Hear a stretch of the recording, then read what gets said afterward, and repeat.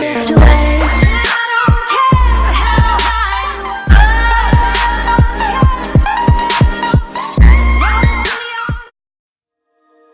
I'm just enough to make you smile, and you need me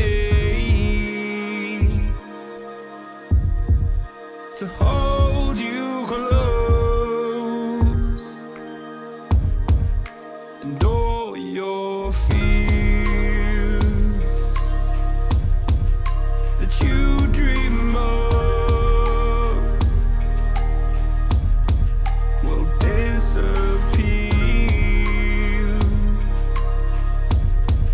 and flutter on.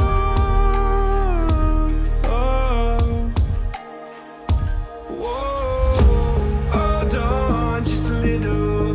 We'll meet right here in the middle ground is where we'll stand.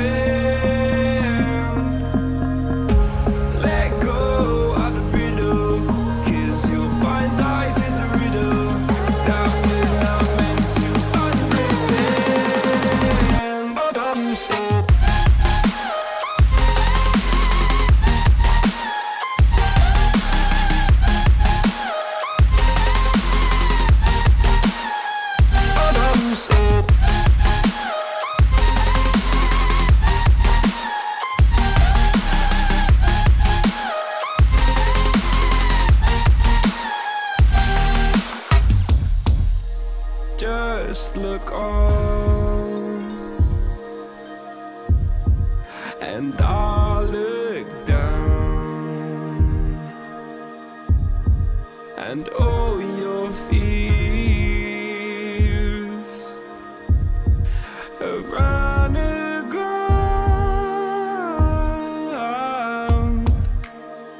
Then you said, all I ever wanted was to love like this. All I ever needed was to feel like something more than a closed door flat on the floor. I can offer so much more. All I ever wanted was to feel at ease. All I ever needed was to get up off my feet. 'Cause I believe in love. Hold on just a little. We'll meet right here in the middle ground is where we'll stand. Let go of the brittle, 'cause you'll find life is a riddle that we're not meant to understand. But I'm so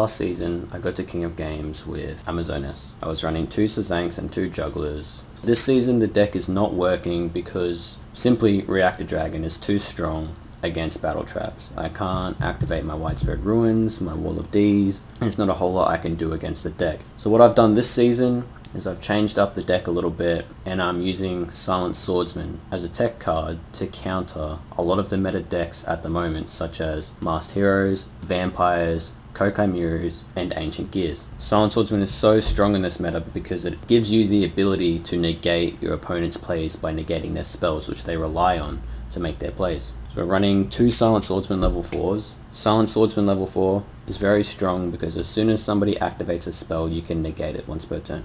If it gets destroyed, you can float into your Silent Swordsman level 7, which completely negates any spell effects on the field, so whether they activate it or whether it's already on the field. Ancient Gear field spells don't work. We're running 2 Amazonas Princess. She is a very important card in Amazonas. She allows you to draw into Amazonas Onslaught, and she allows you to discard a card when you attack to summon an Amazonas card from your deck, such as Queen, which is very strong.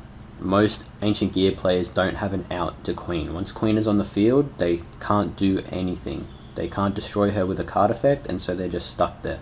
Amazonas Swordswoman is very good in this meta as well because there are so many 3k attack monsters, and if you put them into defense with Floodgate, Canadia, Windstorm of Edequa, Curse of Anubis, you can swing into their defense monster and do 1500 damage against a 3k defense monster. We're running 2 fighters. I was going to run Paladin, but Paladin can't do the same thing that fighter does because you still take the battle damage, and no monsters in this current meta need to be beaten over with an 1800 attack monster like Paladin. It's just better to just have 1500 and be able to swing into defense monsters. I'm running 1 Canadia and 2 Floodgates. In some of the replays you might see a Mirror Wall. I was testing out to see if a Mirror Wall instead of a second Floodgate would be better. It's not. 2 Floodgates is definitely the way to go because floodgating Reactor Dragon and being able to swing into it while it's in defense does a lot of damage, and hopefully you can banish it as well. We're running 1 Powerful Rebirth. You can use the Amazonas trap that revives as well, but I'm so used to using Powerful Rebirth that I just use that. We're using 2 Wall of D's because Wall of D is still good against the other meta decks,